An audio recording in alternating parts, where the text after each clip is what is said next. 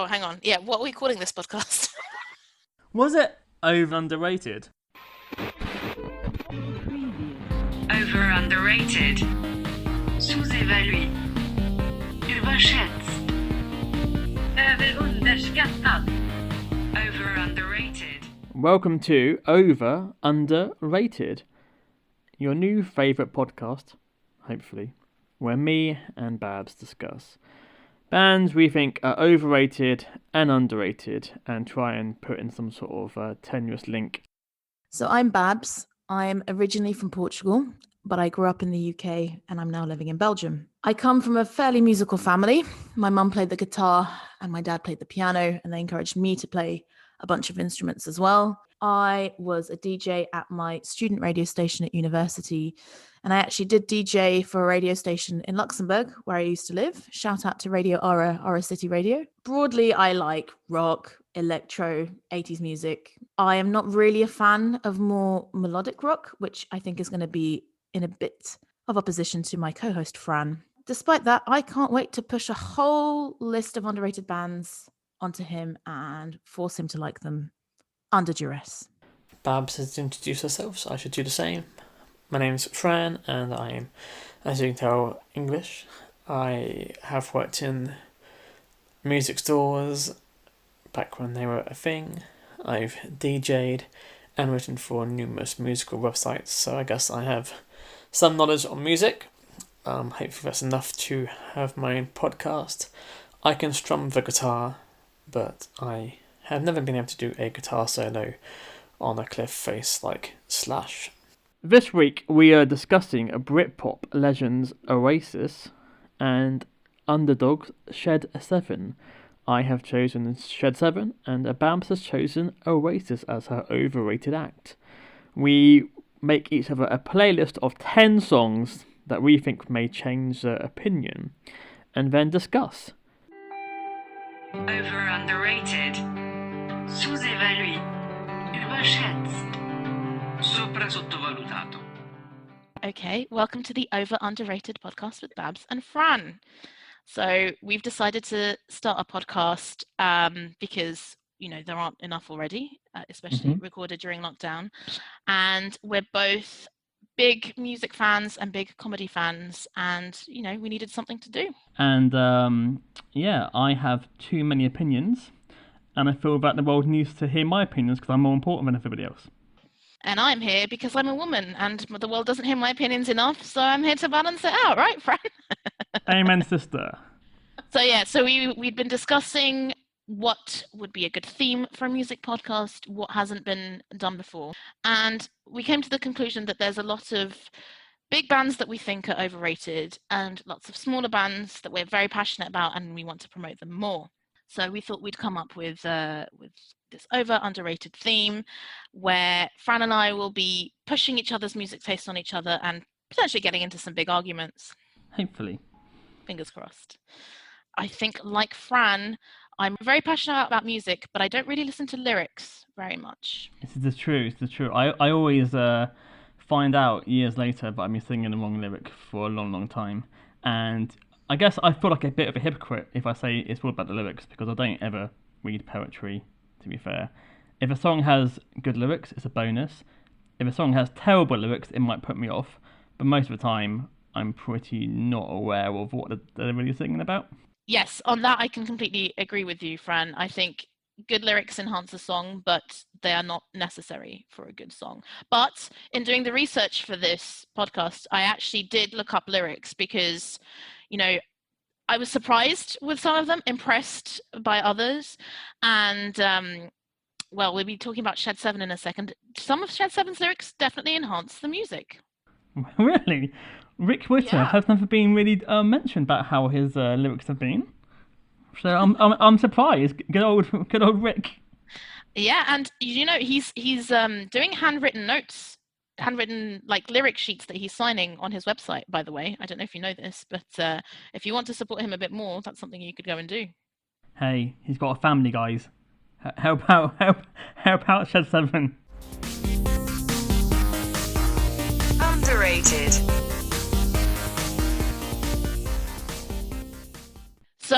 So yeah, that's us. And for the first episodes, we decided to go for Britpop. So I was born in 1987. I'm a child of the 90s, but I was quite young, so in 99 I was still 11, 12 years old. So for me, Britpop is kind of, stuff that's on the radio. I know the kind of biggest hits, but I wasn't really into it in a very deep way. In the 90s, I think I was getting into the 80s whilst the 90s was happening, and it took me a few years to catch up. So I kind of got into Shed 7 as they ended. So I think I found my own, which I think is why I like Shed 7, because I wasn't around the naysayers. I just listened to the music when, they had been and gone, so I can make my own opinion. And like the other band we're going to talk about, Oasis, I think that Oasis may have been affected by how popular they were at that time, and how much they drowned all the music industry basically with their music. So I've already said boo. I'm willing to have my opinion changed on Oasis, but I definitely have some very strong opinions. So why don't we start with, well, actually, do we start with Oasis or do we start with Shed 7? Let's start with Shed 7. Let's start with the good before we hit to the bad. Underrated. Okay, so you chose Shed 7, Fran, because you feel that they're an underrated band from the Britpop era. Yeah. So obviously, like I said before, when I got into Britpop circa 1999, I then found it interesting, like looking back at what bands were kind of, like seen as landfill indie and other runners, and I thought, well, hang on, like Shed 7 songs are pretty like, why are they any worse than Oasis? I don't understand why bands like The Long Pigs and Gene, like why they're being dismissed. That their work's quality. So I got into Shed 7, and after listening to all the albums, they're not going to change the world. They're not, but they weren't the Stone Roses, didn't change the indie scene, but they aren't like a poor man's Oasis. I think they have, deeper songwriting. They try to do a lot more varieties of indie rock than Oasis, for example. They've got their own sound. Rick's got his own voice. You instantly know it's Shed 7. I think that Paul's guitar playing, is beautiful. I love I love his melodic sort of playing. It's kind of like Johnny Marr and John Squire, lots of different counter melodies. Yeah, I mean, I know they got slagged off because of the name, and like when they appeared on TV in the UK, I take it they didn't take themselves seriously at all, and always be joking around. And I think people assume that they're not a serious rock band because they piss up themselves all the time, and maybe people then dismiss them, thinking, "Oh, it's only Shed 7." This is sad because I know, as you but not being from a different country and also growing up as a different age, you may not be affected by what the press was saying about Shed 7 in the 90s, because obviously I got into I think when the best of came out in 1999, and like the Enemy and Melody Maker were sort of like talking about their career going as a bit of a joke. And yeah, the British music press can be absolutely brutal, and definitely kind of picks favourites and elevates them beyond anything, and can be very sneery about other people. And sometimes, it changes as well. They can really like someone and then not like them the same day. I was telling you that I was reading a book about the Strokes and kind of the garage rock revival in New York, and so much of the Strokes' success is how much the Enemy were promoting them as the cool kids. That's why they made it out so quickly beyond the kind of small New York bubble that they were playing in. So yeah, Shed 7 are one of those bands. So my impressions, I was like, it's a band from the Britpop era. They weren't as successful. And yeah, when I went to look at Spotify, I was pleasantly surprised to see that they're averaging 315,000 monthly listens, which I think is decent if you're saying that they're a band that is not as big. I discovered also that Dodgy have 250,000 monthly listens, which that surprised me, because all I can remember is their kind of main song. And yeah, so the way that this works is that Fran made me a playlist of his 10 favorite Shed 7 songs, and I went off and listened to them. And with Shed 7, I hadn't heard of any of them before, and yeah, it most of them felt very Britpop. I was like, yes, this is the sound of Britpop, but there are definitely others where they're trying to do something else a bit more interesting, like adding strings or something like that, or kind of doing a bit more ballady things, and yeah, it was more varied and interesting, I have to say, than I thought it would be to listen to Shed 7. I'm curious because obviously I know as which of their songs were the big hits. So it'd be interesting out of those 10, which ones you thought were the best songs, comparing to their actual success. Absolutely. So She Left Me on Friday. I cannot believe I hadn't heard this song before. It's so catchy. I love it. I've been listening to it, outside of doing the research for this podcast. I love, it opens with the lyrics. It's very clear. That's definitely a song where the lyrics are front and center, and it definitely enhances it. I love the attitude. I love the breakdown. The vocals are very impassioned. I really enjoyed that song. So when that came out, they got accused of nicking that from Blur. It was like Shed 7 do Blur was what that song's called, and so to me, it gets tainted because I get it is a bit blurry, but were they influenced by Blur? I'm not too sure. I think they do their own thing more than still. Yeah, I mean, I can definitely see the comparisons, but I don't see why they would get picked on over any of the other bands that you mentioned before for imitating them. And it's from '98, right? So it is the same era. Also, like, because they're from New York, which isn't really Yes. the hip capital of the UK. I actually wrote this down. I was like, they are from York. I cannot think of any other bands off the top of my head that are from York. Exactly. So yeah, they're always the outsiders, So that's, I think, the people who like Shed 7 love Shed 7, which is why they have a loyal following to this day. Because outsiders will stick together and be loyal. It's a bit like Manson. Like, Manson fans are as passionate now as they were 25 years ago. It's insane.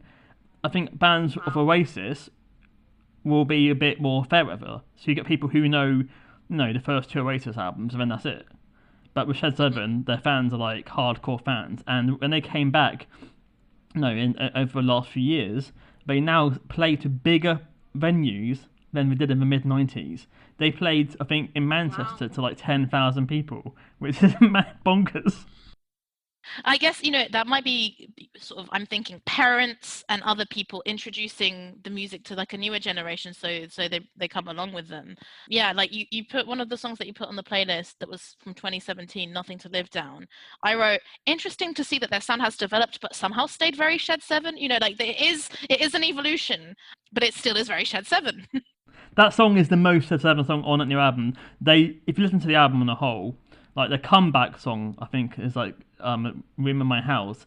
That's almost Led Zeppelin. Like, it's got some mean riffs on it. But you don't like Led Zeppelin, if I remember hearing correctly. The song I put from the last album, Instant Pleasures, probably was their most Shed 7 song from that album. It's a bit unfair, but I mean, that album came out and like it got proper airplay. Decent. No, they actually had a really good push of it. And that's their first album since like 2002 or 3. And who'd have thought that Shed 7 would be making good albums? And that's it. I think I really don't like it when people are kind of snobby about comeback albums, or they're like, oh, are they only doing it because they need to make money? And I'm like, well, I think more than anything, like, you're not in music these days to make money. Even if you can tour and as if you're saying they can fill venues, okay, but like I think from listening to that song, it was a bit too poppy for me. That's what I wrote down. But there's passion in it, and because it does sound so Shed 7, I'm sure the fans love that album. Over underrated. Sous-évalué. Überschätzt. Överunderskattad. Over underrated. So, can I hear your thoughts on Dolphin? That's the earlier single from the... That was my second favourite. That was the second favourite, but you put specifically the Chris Sheldon mix, right? So my notes are, clicked with this one immediately, loved the percussion and the sometimes woozy, crunchy guitars, and the instrumental section at the end is great. I think, She Left Me on Friday was my favourite. This was my second favourite. With Dolphin, I like how the chorus progresses each time it comes around. So you get like shame on me, and then the next time it goes on, and then on the third time he repeats it like 3 or 4 times. So he adds another line each chorus. That's what that's its knack for me. Yeah, it's it's one. I'm categorizing this into I liked it, I didn't like it, and I liked it so much I saved it to my Spotify library. So that one was one I've saved to my Spotify library. I have no idea what it's about, but I assume that Rick's angry for some reason. Is that The lyric that I've put in that I liked is, "Would you give blood if you had any?" What does it mean? So Dolphin again isn't a big hit. Like if I played Dolphin to somebody who wasn't a massive fan of Shed 7, I doubt they'd ever heard of it. So it's interesting to so far that the songs you like are not their biggest hits. Yeah, I feel I'm not surprised. I feel like that happens a lot. There are some bands where like I will like the kind of the hits, but very often I do love an album track or a more deep cut. And I know that makes me sound incredibly pretentious, but I'm really, if anything, as I get older, I'm trying to be as unmusic snobby as possible. We're both of us are over 30, and I think what I quite enjoy about modern music is how it doesn't seem to be one genre that is dominating. Yes, hip hop is more popular now than rock, but I think people are a bit more open-minded in terms of what they're gonna want to listen to. And I definitely felt that when I was a teenager, it was like indie or bust. This is all you can listen to, otherwise like you're an idiot. I get the impression that there's less scenes anymore. So people either like urban or rock. But back in my day, if you like indie, what sort of indie is it? Are you into grunge? Are you into, and it mattered, and people would dress into regarding what scene they're into. Like very true. Obviously 15 years ago you probably had the emo kids, but now like walking through streets you probably don't know particularly what music people are into from how they dress it. So I think it has changed. Like I guess Spotify has just blended it all together for people, and people aren't clinging to a certain scene. Maybe because the NME doesn't exist as much anymore. The NME was a massive creator of scenes, wasn't it? People would read in the NME, oh right, this is a new scene. It's called shoegaze. Let's listen to all the albums now and form an opinion. Yeah. Yeah. Then someone say, oh, I'm a shoegazer now, and I don't think that's as much of a thing anymore. Obviously, I think urban music is probably bigger than ever. So maybe in that scene, maybe there's lots of different versions of grime, and I'm just too old to not know. So I'm really only more recently getting into hip hop, and I feel like I'm barely scratching the surface. But what I definitely feel is that there is so much more kind of alternative hip hop. It isn't. I feel like. So growing up as a teenager in the early noughties, all the rap that you heard was kind of gangster rap and Eminem, which I guess could almost be a gangster rap as well. Like it was very kind of hyper masculine, decent beats and stuff like that. But now when I listen to the small variety of hip hop that I listen to, like it's very broad. You have stuff like Azalea Banks where she's doing a lot of rapping over kind of electronic beats and covering Interpol and Peter Bjorn and John and stuff like that. I think it's so interesting. There's such a huge variety already in the mainstream, so I can't imagine what it's like if you really get into it. But anyway, Shed 7. So what is your least favourite out of those 10 songs then? So my least favourite, Chasing Rainbows, I put Too Slow, Too Droney, I'm Afraid, and Going for Gold, which I know is one of the, I think they're two of the biggest songs, right? They literally are their two biggest songs, and probably the only two songs you'd ever hear on UK radio. Yeah, so Going for Gold, when I was searching for it, I saw that they performed it on Live and Kicking, which I would have watched in 1996 when it came out, absolutely. But yeah, I wrote, as soon as the country guitar started, I knew I wouldn't like it too much. Then I put, sounds like a mix of James and Blur. Sounds like it could soundtrack a VT or a 90s sitcom, brackets, and probably did. So it sounded very familiar. I think there was another one. I mean, I can tell you what it does soundtrack. Chasing Rainbows and Going for Gold soundtracked Euro 96. There we go. There we go. That football tournament was soundtracked by every Britpop band, and when England lost the penalties, I think that Cast's Walk Away was playing as England wiped away a tear. I feel like I definitely remember Eat My Goal by Collapsed Lung playing a lot. I don't know if it was 96, but I feel like...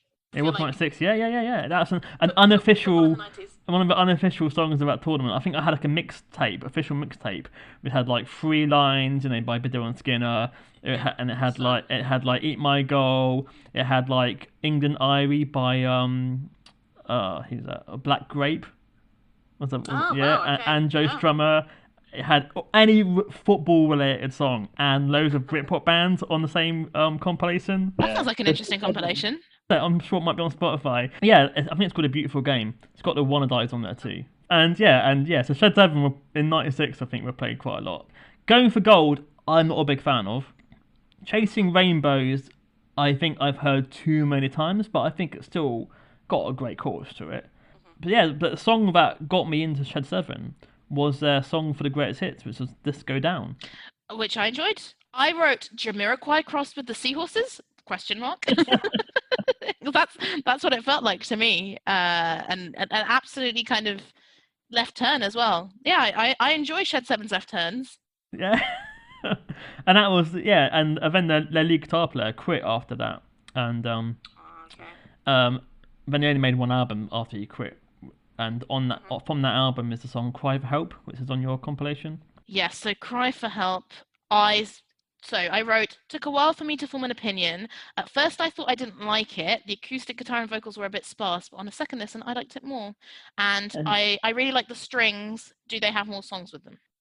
Well, for that album they had a keyboard player, so I believe they're probably synth strings. So he added a few more textures for that album. But if you notice, it's got the same structure as Dolphin. So each chorus adds every time. So at first you just get acoustic guitar, and then you get piano, and then on the third time you then get strings. He keeps adding as it goes along. So what I quite like. That's like, I didn't notice that, but that is really cool, and I think that's why I needed to have repeat listens to kind of form an opinion, because it changes so much. There were quite a few songs where I was like, I don't know what my opinion is of this. That one and Hanging on the Outside was another one. I put one B-side on there just to prove that they can do decent B-sides too. Hey, some bands have better B-sides than A-sides. No shame in that.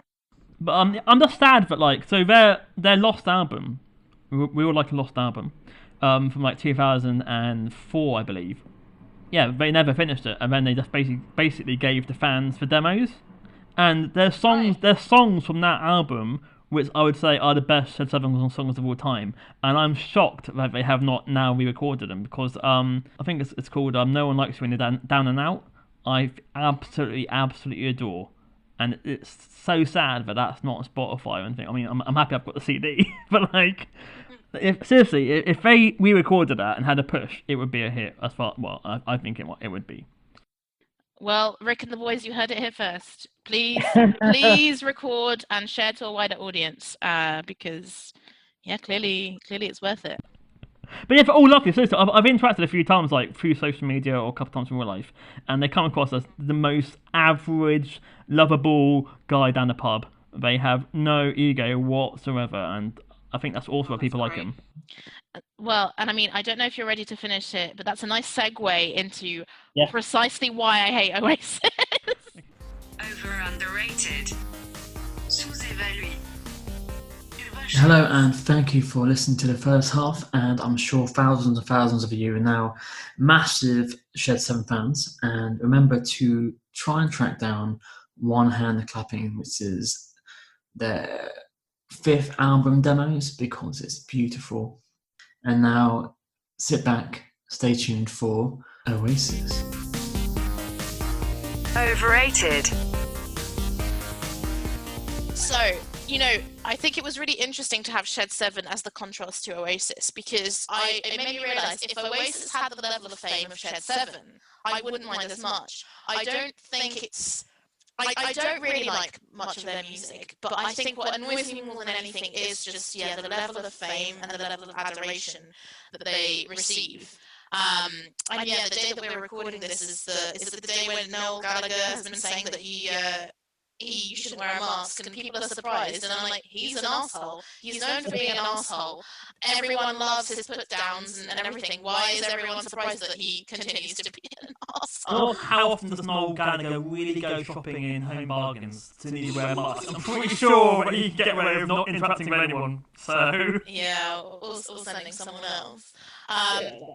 I'm guessing, do you know the quote from Kelly Okereke from Block Party about Oasis? I remember the beef at the time, because wasn't it like Noel Gallagher was having a go at him because of Ed K or something? Yeah, basically, he said that Block Party were like a university challenge band, right? That was the insult, which, I mean, okay, I'm only human. It is a little bit funny, but we could tell what he was getting at. And Kelly Okereke's response, he said, "I think Oasis are the most overrated and pernicious band of all time. They have had a totally negative and dangerous impact upon the state of British music. They have made stupidity hip. They claim to be inspired by the Beatles, but, and this saddens me, they have failed to grasp that the Beatles were about constant change and evolution. Oasis are repetitive Luddites," which is what I call the playlist that I sent you, repetitive Luddites. And I mean, when Kelly Okereke said that, I was like, yes, Kelly, I'm with you. But I have to, reflecting on it at an older age, I know that so many musicians that I like were really inspired by Oasis. I know Billy Lunn from the Subway said that he picked up a guitar after seeing Oasis live. And part of me thinks that my kind of deep hatred for them is a bit of snobbishness. Like, I think my parents were a little bit snobby, and, you know, they're working class lads, made good, who were very confident in themselves and their own abilities. And you don't see that often enough. So, you know, maybe it was some kind of inherent snobbery within me, but just, you know, I don't like musicians with a big ego like that. And, you know, I think we discussed before. Hang on, actually, did I discuss this with you, or did I hear it on a podcast? Who knows? No, that was, so yes, the comedy podcast 2 Vegan Idiots, Carl Donnelly, was saying that he still hasn't forgiven Oasis for what they did to In Excess at the Brits. Actually, I heard that podcast an hour before we started recording today. Okay, exactly. And I was like, yes, Carl, I totally agree with you. So Oasis were presented an award by Michael Hutchins of In Excess, and Noel said something along the lines of, has-beens shouldn't present awards to gonna-bees. And that's just, I mean, that's just so harsh. And I'm also a bit biased because there's this very, you know, sad documentary about Michael Hutchins where they talk about that, and they talk about how Michael Hutchins was quite upset by that because he was always kind of championing the newer bands and things like that. And yeah, I think there's so much of mythology and lore is just, yeah, the Gallagher brothers and how they insult everyone and how they fight everyone. And that really annoys me. But then also their music is just very repetitive, and I think, like you were saying with Sudden Shed 7 songs, it was just everywhere, all the time, like it's the only band. And maybe, you know, with bands like Gina the Long Pigs and other people who came along, they were kind of promoted because they were having a similar sound to Oasis, but then everyone was compared against Oasis and Blur, and that was quite unfair. Yeah, and I mean, I've never liked bands promoting anything apart from music. I do not give a shit if you're working class or posh. What has that got to do with the art you make? And people go, oh, I love Oasis, working class heroes. But yeah, so many bands are working class, they never need to mention it. You know, it's like, what's that got to do with anything? Like, it's like... Well, I mean, I guess I understand in terms of, you know, I guess this is very difficult to say as clearly a middle class person. But representation is important, and I think if you see someone who sounds like you and looks like you doing something so creative and amazing, it can be inspiration. You know, it's like, you know, Genesis didn't need Pink Floyd to be like, wow, okay, you know, these guys have done it, so now I can go on to do it. It's like posh people. There's a lot of bored kids at Eton doing nothing until they were inspired by Genesis and Pink Floyd, and now these guys have yeah. Exactly, and yeah, I'm not a fan of posh bashing either. You know, Keane get criticised for being posh, and like, yeah, the Strokes all met a kind of boarding school basically. So yeah, I'm kind of with you that it shouldn't matter, but you know, I guess maybe because I'm a woman, you know, for me, when I see a woman play rock music, it makes a huge difference because I think growing up, I felt that most of the bands I liked didn't have women, and therefore I didn't see myself. And it's only been kind of at an older age that I've seen, you know, newer bands, more female-fronted bands, and I'm like, oh, I could do this. And I think if you don't see yourself represented, there are working class people that, you know, they were maybe American or, you know, from the South. So to have these kind of, you know, Manchester guys. But, I mean, in the 90s, believe me, there was quite a lot of working class men making music. We had James, we had New Order, we had Mondays. It was not something that people were not aware of, guys. Like, yeah, I mean, I think they kind of, I don't know. Yeah. I think they wanted to make their own little army. It's like, hey guys, it's us versus them a bit. And it's like, Yeah. I just stay back here and play them. You know, my dad's a working class mank, you know, and I think I don't know what it is, like to this day, like he's a university educated guy who's been middle class since he's like 25, but he will still talk about how it's hard being working class back in his day. It's like, okay. But the UK, it shapes you. Like, this is it. I'm not British, but I grew up in Britain. I understand the codes. I understand the system. It's quite nice to kind of be outside of it. But I've seen the statistics. It's like 60% of British people identify as working class, and it's like, well, that's impossible. You know, it's not 60% of people. And how so many people, like, even if they move from working class to middle class, and like even if they went to state schools and sent their kids to private school, they still see themselves as that. It is a huge identity thing, and you know, there is that part of the UK where it's like, you know, is it 7% of the population goes to private school, but they're so overrepresented in so many different areas. So yeah, but I think there was maybe a bit of snobbishness from my part, and kind of influenced by my family, but that doesn't let them off the hook for me either. I mean, like they were twats and they had swagger, and some people love that. You know, they love the confidence and everything. But yeah, for me personally, that's not my vibe. Over underrated. Sous-évalué. Überschätzt. Underskattat. Over underrated. I enjoyed the odd MTV interview with Liam and Noel, and it was fun having them bickering. Yeah, and so it was interesting. It's nice having cartoon rock stars, and at the time, you know, they have great courses. You know, they had courses to be sung at football stadiums. And that's literally what they did. But unfortunately, cut to 5 years later, and they had the same swagger, but the courses had been, you know, diminished through time, you know, and they were struggling to get, you know, those songs. And then and as they went along, they seemed to steal more and more ideas from other people, and you never really knew what Noel Gallagher was like. What is his own sound? Like he does seem to be. No, I guess like, people say that Madonna does a similar thing. You know, like, you know, using the zeitgeist to. But I don't think Oasis were doing that. I think it's just a bit lazier. Maybe that's why when he went solo, he's changed to be more electronic. Maybe he got bored and felt like he couldn't do anything for Oasis anymore, and felt like he was only able to do that certain music because obviously Liam Gallagher refused to let him do anything electronic. That's why they sound so boring after a while, because, you know. Yeah, and I mean, it must be stifling for them, because they were, you know, those first 3 albums, they were so big, and the fans would expect more of the same, for sure. I think if Oasis had done a kind of Radiohead Kid A, like, there would have been an outrage. So I'm sure that their kind of solo projects have given them a bit more freedom. I actually haven't really listened very much to their solo projects. Have you? Like, what do you think? I have. I've not listened to Noel's last, but I heard the first 2 albums, and they're fine. He's got a couple of decent songs, which is basically what Oasis always had. We've had the 2 or 3 decent ones.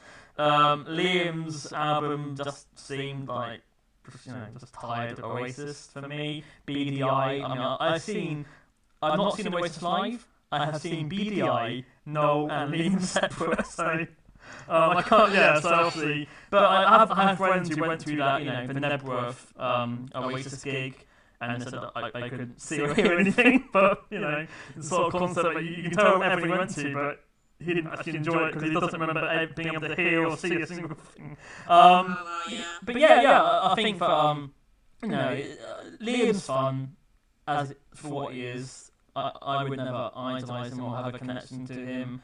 Does he write music, or is it just written by other people? Is that enough for people? So yeah, one day Oasis is gonna reform and then maybe make another disappointing album for everyone to buy. My favourite Oasis song is "Fucking in the Bushes" from "Standing on the Shoulders of Giant." And Fran said, "Oh, so you like the Oasis song that sounds at least like Oasis once again?" And I said, "Yes, absolutely." I think it's genius. That has swagger in a way that's quite original. You know, the instrumentation, the choir, the extracts from, is you were saying Isle of Wight, 1970. So I think that's brilliant. But I will sing Wonderwall at the Wedding. I will sing Don't Look Back in Anger. Right, they're on my hate list. But it's, you know, I don't deny their catchiness, but it just annoys me that they are as big as they are and played as much as they were in the 90s. I think that Buck in the Bushes, that is the sound that Noel Gallagher wanted to make the album, but the rest of the band said he could only do that one song. I assume that's what happened. Because that's the most interesting song on the album, isn't it, really? Yeah, it's really good. And yeah, the only other two songs that I like by Oasis are The Importance of Being Idle. And I think, you know, that's swayed a little bit by the music video. I don't know if you remember the music video. And yeah, it was just on a lot. And so yeah, as much as, like, you know, I had a grudge against Oasis already back then, but that kind of wore me down. The only song from the kind of the peak that I like is Supersonic. Really, see, I just find that really meat and potato pub rock. I mean, the song also you got me sparked my interest was Live Forever. I think Live Forever is a fantastic pop song, and I asked my dad. My dad, who plays guitar, I got him to teach me how to play that. So you know, I can see why they inspired people, because they had songs that teenagers could quickly learn how to play. You know, that's why they inspired a lot of people, because it was few chords, you know, or Beatle chords, and they're songs that you can learn and pick up. And I've seen a lot of bands were inspired because it's simple. You know, their first albums had simple melodies and quite easy to pick up. So of the first album, I love Forever, Slide Away. I do not think Definitely Maybe is is amazing. I think What's the Story, Morning Glory is the best album personally, but I think Champion Supernova is a good song. I do not.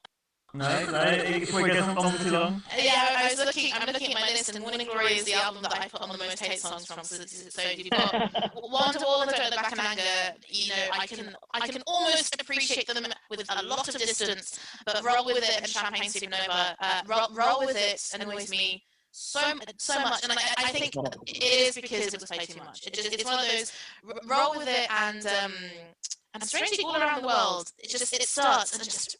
I just get annoyed, and I'm like, that's not normal. You know, I can't be that angry at this. I think All Around the World, you can hear the cocaine being snorted, because like, how long to stay for? 7 minutes. Give it another 2 minutes, guys. Okay. I was like, what's happening? Why did this go on for so long? It's like, yeah, it's Hey Jude, isn't it? Basically, it's them doing Hey Jude, and like, it never was Hey Jude. We've got Hey Jude. Do something else, please. Yeah, that album, I remember, honestly, that album was like, I was the perfect age for that hype. And I remember, like, my brother buying it on the day of release, which like, millions of people did. And I remember putting it on, and then going, oh, right. And, like, I think I like a song called Don't Go Away. But then again, looking back, that could have been a song by a boy band. I think, I can't even remember what the second song was called anymore. But yeah, I'll never play it anymore. I think from that album, is that a B-side called Stay Young? Yeah, I never bought an Oasis album. I think I bought a best of. So I don't hate Oasis, but have I ever played that best of? No.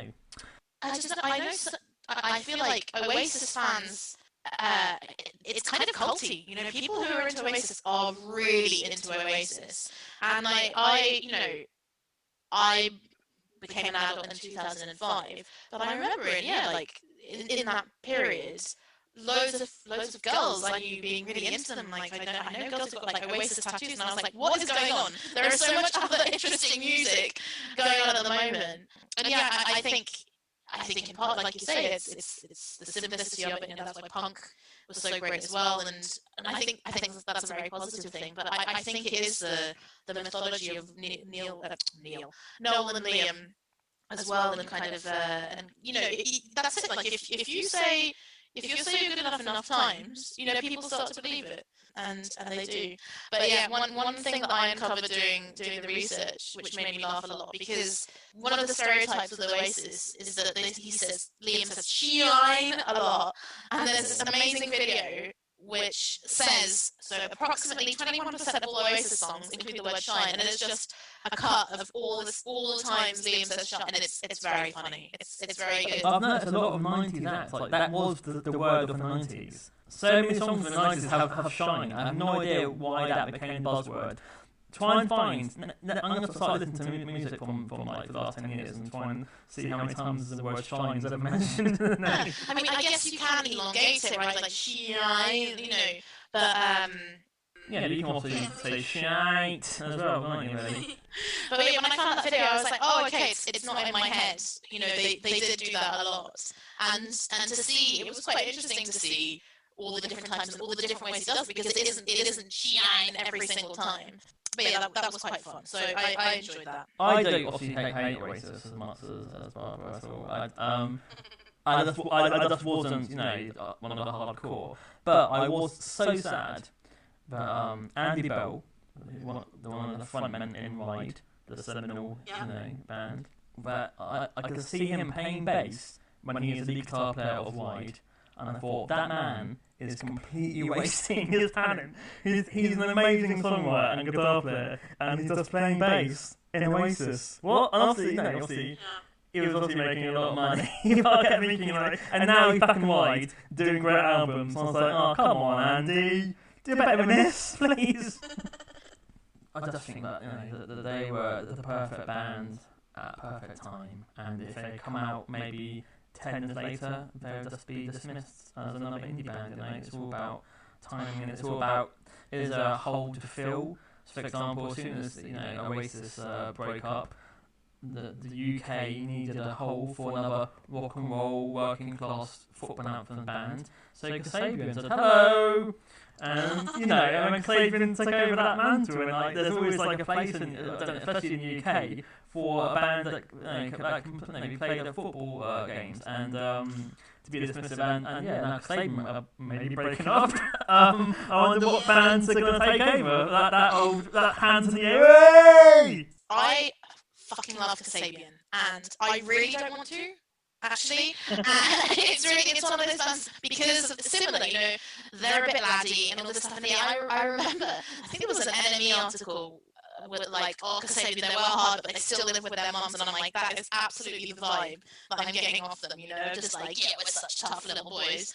But I think Kasabian are fascinating because they use so much more kind of synths and electronic stuff. I don't think they have a perfect album, but I think all of their albums have some really good songs. So I think you're right. It makes sense that they would be the inheritors of that mantle. But yes, given what the lead singer's been up to, let's see who fills the mantle and comes along next. Yeah. But I don't see I don't know. Is there a band who can fill that hole in the UK? I mean, Catfish in the bottom, he's not really.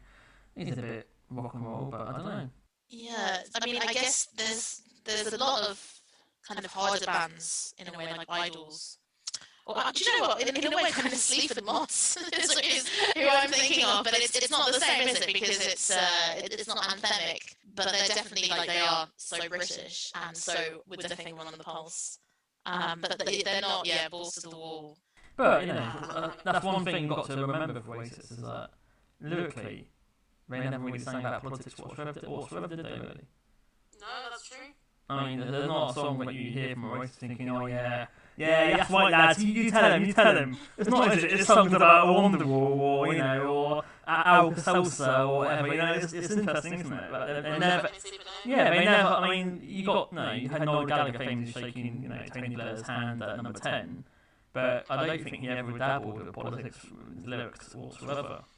I could probably guess, but I wouldn't know what they were. And I don't think it would be consistent, to be honest. I don't think they're the kind of people that would die-hard Labour fans or anything like that, which is, I think, is probably a good thing, actually. Well, back in the 90s, though, I remember when they won the Brit Awards, maybe the same year, he slagged off Michael Hutchins. He said there's only a few important people here, and he named all of Oasis and McGee, and then he said Tony Blair. So back in the 90s, they were like hardcore, Labour is going to win. I have no idea what Noel thinks he says about politics, really. I mean, I hear him on your podcast, because, he plays the game. He always has a few decent sound bites, but I don't know what he really cares about these days. I mean, but now, is he going to support Labour now he lives in mansions? But this is the thing. This is the interesting thing. Like some people do and some people don't, and it's quite interesting to see who suddenly goes like, well, they're not taking away my tax money, and the people who are like, well, the welfare state supported me, so I'm gonna keep giving back. Yeah, it's champagne socialists, are they? I don't know. I don't know how it is in countries you've lived. In the UK, like, they really, really, really have a go at Chris Martin or someone who with his fame, tries to help out a good cause. So, like, if Chris Martin tries to help out a charity, they're seen as absolute pricks. Yeah. But then, if a guy spends £20 million on cocaine, which can cause so many knock-on effects, wait, what a great guy! And it's like, what? Why is this a thing? And is that a UK thing? Is that wait? I think it is a bit of a UK thing. I think the UK relationship to celebrity is fascinating, because I think there's a much more of a love to hate thing going on. Of like, people will be fascinated by celebrity, but then will want to kind of knock them down. And like, I've had quite a few kind of musicians and other celebrities who say that they love going to the US because in the US the paparazzis aren't trying to like take them down and find them. And I guess part of it is the whole. You don't want to be fake sincere. Being fake would be seen as like maybe a bit of a cardinal sin, and it does feel a bit like a slap in the face when a multimillionaire is telling you to keep trade fair or whatever it is that Chris Martin is doing now.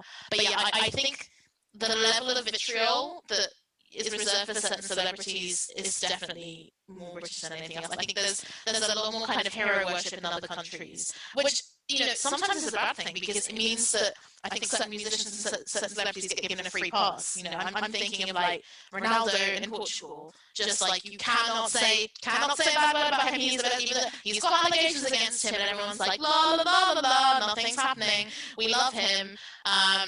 And whereas in the UK, there's almost like pleasure when someone who's famous is taken down a notch. So yeah, but I totally agree with you. With Oasis, they're Teflon. Like nothing, they can do nothing wrong. Yeah, it'd be interesting, like looking back in 20 years, what people will think of Oasis, Because obviously, like, are they going to be looked at the same as the Sex Pistols are looked at now? I'm looking at the Spotify statistics. So yeah, they've got 14,248,000 listens per month. And then they're the 245th biggest in the world. I mean, I don't think they're going away. Never got big in America. So that's outside of the USA as well, really. Yeah, on Spotify you've got the where people listen function. So the top is London, but the next four: Mexico City, São Paulo in Brazil, Santiago in Chile, and Jakarta in Indonesia are the next biggest cities. So it's not Manchester. It's not a city in the US. It's all over the world, all around the world. That was on my list as well. I did not change my opinion on Oasis doing this podcast, but I've got to give them some grudging respect. Like there is some universality in them that just resonates with a lot of people. They are a quintessentially British band, and they are probably the top band that you would associate with, especially kind of the mid to late 90s. But they clearly resonate outside of that area, outside of that period, and yeah, you've got to give them that.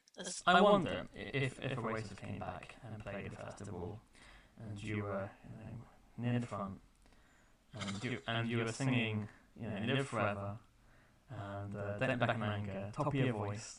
If you may suddenly start loving them, I wonder, because obviously that's what they kind of are made for, isn't it? It's group sing-alongs, I guess. They're like a big campfire band, And I reckon, for me, the crowd at live gigs is pretty much as important as the band, and I'm sure that crowd would be ecstatic. The crowd would absolutely elevate that concert, even if I didn't really like the music very much. I like it. I sing, like I said, I sing Wonderwall at every wedding. It plays at every wedding, every British wedding that I go to. So Yeah, I can't help myself. I'm only human. So what you're saying is that Oasis, although overrated, are not terrible. To me, they're terrible, but I can make peace with the fact that for other people they mean. You're saying with agreement that Shed 7 are a better band. I think Shed 7 should have Oasis level of fame. If Oasis can have an Oasis level of fame, Shed 7 can absolutely have an Oasis level of fame, and they're more innovative. And I think this podcast will make that a dream come true. Fingers crossed. Over underrated. Sous-évalué. Überschätzt. Sopra sottovalutato. Over underrated. And that's it. Episode 1 is over. Thank you so much for listening to the podcast. And like most things in the world, we have social media. We're on Twitter at OU Music Pod, and on Insta at Over Underrated Music Pod, all one word.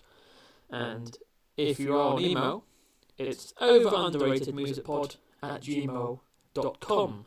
So let us know how we did, or any topics or bands you want us to cover in the future, and don't be a dick.